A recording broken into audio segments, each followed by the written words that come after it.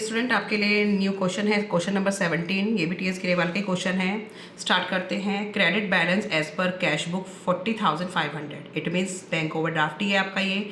A cheque for ₹5,000 drawn in favour of Manohar has not yet been presented for payment. It means एक cheque drawn issue किया किसके favour में, मनोहर के 5,000 का, और जो प्रेजेंटेड फॉर पेमेंट के लिए नहीं हुआ। चेक जब इशू करते हैं तो कस्टमर करेगा, और कस्टमर अपने चेक कहाँ से काट के देता है, काट के देना। चेक इशू मीन्स चेक काट के देना। तो उसने अपनी कैश बुक को कम कर लिया, बट वो पेमेंट नहीं हुआ। तो अब हम कैश बुक को अप डाउन कर रहे हैं, किसको देख के, पासबुक को देख के। तो पासबुक में कोई कुछ भी नहीं हुआ है, तो उसको क्या कर देंगे, हम प्लस कर देंगे। लेकिन अब पहले स्टार्ट करते हैं क्रेडिट बैलेंस। तो जैसे लिखा है आपको एज इट इज़ लिखना है, credit balance as per cash book 40,500। ठीक है, क्योंकि माइनस का ही है। Debit balance as per cash book होता तो हम प्लस पे लिखते। अब फर्स्ट आपका है चेक इशू या चेक ड्रॉन, सेम बात है। Check drawn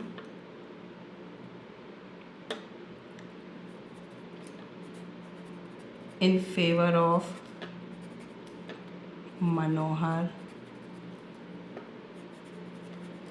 has not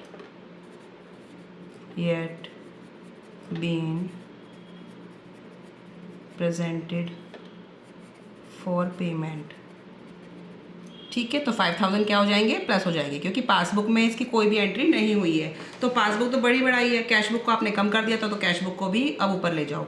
A post dated cheque for ₹900 has been debited in the bank column of the cash book, but it could not have been presented in any case. एक post dated cheque था 900 का, वो debit क्या कर दिया है, debited in the bank column of cash book. Cash book में आपने डेबिट कर दिया, बट उसकी क्या हुई, वो कहाँ पे नहीं हुआ है, वो बैंक में पासबुक में उसकी कोई एंट्री नहीं हुई है।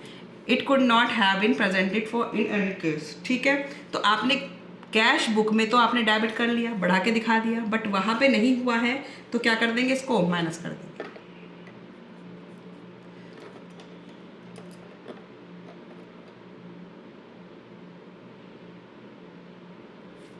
Cash book debited but it could not have been presented in any case। 900 minus के, क्योंकि आपने कैश बुक को तो बढ़ा दिया था, लेकिन वहाँ पे हुआ ही नहीं हो। Cheque totalling 10,200 deposit with the bank have not yet been collected and a cheque for 4,000 has been dishonour. तो चेक 10,200 का था, चेक 10,200 का था, आपने क्या कर दिया, कैश बुक में रिकॉर्ड करवा लिया है। जब डिपॉजिट करते हैं तो कैश बुक आपने बढ़ा ली, but collected not yet been collected at a cheque, वो कलेक्ट ही नहीं हुआ है, पासबुक में तो हुआ ही नहीं कोई entry. Check deposited but not collected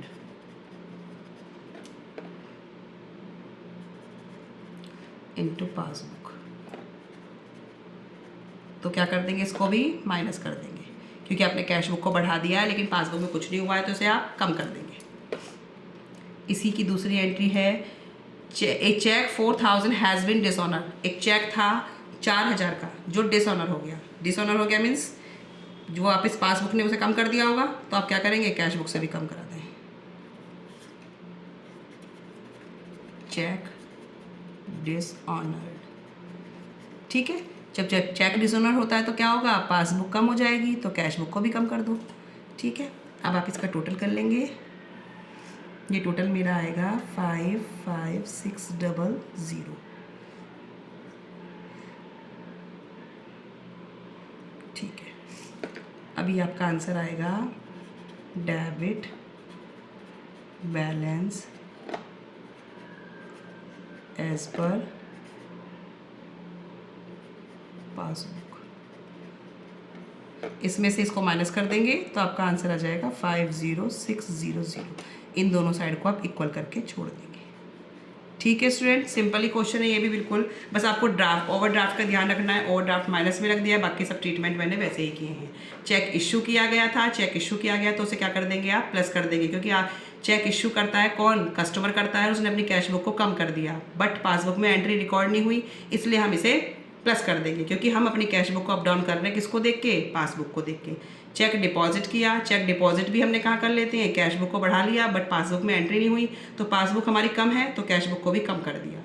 check deposit, ये भी सेम ट्रीटमेंट था इसका भी, इसको भी आपने माइनस कर दिया।